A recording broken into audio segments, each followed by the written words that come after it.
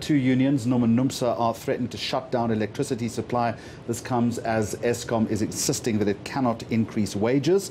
Speaking for the utility is Khulu Phasiwe. Mr. Phasiwe, good afternoon to you and welcome. Before we get to the negotiation side of it, the threat that has been made to cut down or cut the electricity supply, I presume you're taking this very seriously. We're taking this matter very seriously.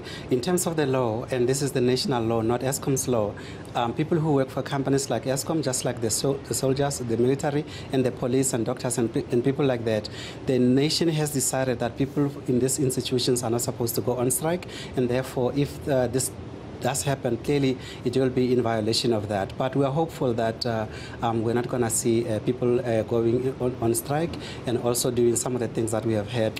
Should this come to pass, though, because it would seem to me that they're two very entrenched positions as far as the union is concerned, 15% and you're saying 0. That is a very wide gap that exists. Should the shutdown happen, what would the consequences be? Well, clearly it means that we will not be able to produce electricity, and we as a company, we will be in violation of our license condition. When we are unable to provide electricity, we have to inform the National Energy Regulator. But if people are going to power stations, as we have heard, and break down things, then clearly it will be in violation of the law, and that's where the law enforcement agencies will have to do what they have to do. Can I assume at this point, given the serious nature of this threat, that one, you're talking to law enforcement agencies around the country, but second of all, you must be considering contingency plans? As a standard principle, all our facilities, the power stations, are national key points. So if there's anything that goes on there, we need to inform the police. So already we have activated our plans based on what we have heard now.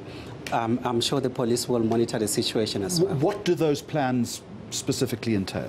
Well, Jeremy, in terms of the police, I'm afraid I can't go into details there because they have their own plans. But from our side, as a company, first of all, we are hoping that there's not going to be any strike because it will be illegal to start with. But if it does happen, then we do have our contingency plans that I'm afraid we cannot disclose on air because those are plans that we are going to put in place to make sure that South Africa continues to have the lights on.